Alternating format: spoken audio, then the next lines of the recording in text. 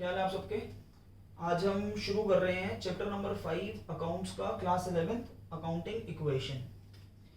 तो accounting equation की अगर मैं डेफिनेशन की बात करूं, ये है क्या?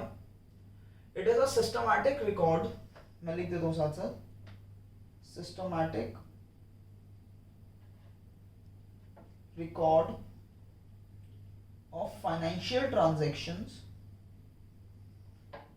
in an equation is called as accounting equation।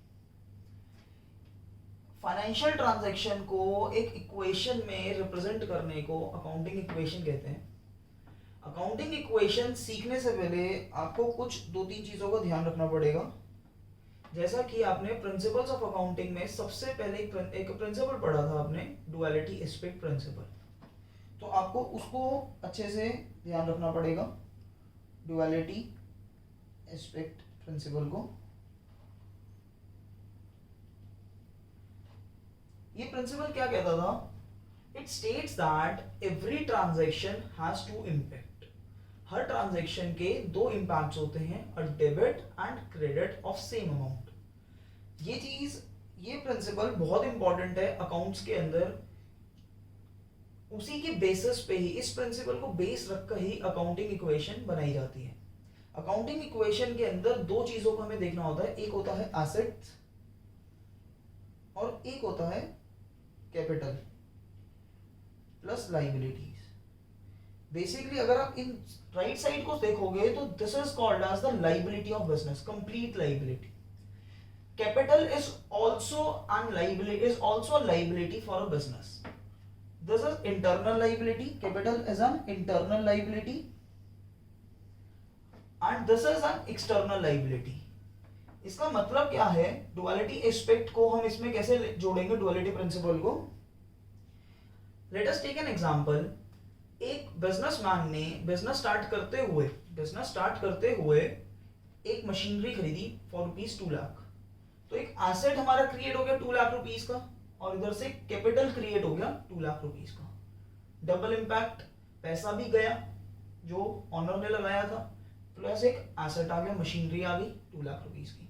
यानी हर एक ट्रांजैक्शन के दो एस्पेक्ट्स होते हैं। लायबिलिटी, कोई भी बिजनेस में ट्रांजैक्शन होगी या तो वो अपने पैसे से होगी या दूसरे के पैसे से होगी। जो अपने पैसे से होगी वो होती है कैपिटल, जो दूसरे के पैसे से होगी वो होती है लायबिलिटी। अगर मैंने बिजनेस में कोई स्टॉक खरीदा, स्टॉक परचेज करने के डबल इंपैक्ट, अगर मैंने कैश में परचेज करा होगा, मेरा कैश गया, स्टॉक आया, two impact inflow of stock and outflow of cash. अब वो कैश जो है या तो मेरा या किसी और का। मेरा तो यानी ऑनर का, यानी वो कैपिटल। अगर किसी और का यानी किसी बाहर वाले का, यानी लायबिलिटी। क्लियर है? तो ये एक प्रिंसिपल, हमें एक ये रूल फॉलो करना है कि every transaction has two impact. और सेकंड रूल जो हमें मेजर फॉलो करना है इसके अंदर, कि every income and expenses they all belong to owner. और अकाउंटिंग इक्वेशन में ऑनर को जो चीज रिप्रेजेंट करती है वो होती है कैपिटल। यानी every income increases the capital of an owner and every expense decreases the capital of an owner. यानी एवरी इनकम कैपिटल में प्लस होगी और एक्सपेंसेस माइनस होंगे। क्लियर है? तो ये सेकेंड रूल जो हमें फॉलो हमेशा करना है अकाउंटिंग इक्वेशन के अंदर, कि सारी इनकम और सारे एक्सपेंसेस कैपिटल यानी ऑनर को बिलोंग करते हैं, तो यानी कैपिटल में से ही प्लस और माइनस होंगे। क्लियर है? तो ये था इंट्रोडक्शन फॉर अकाउंटिंग इक्वेशन।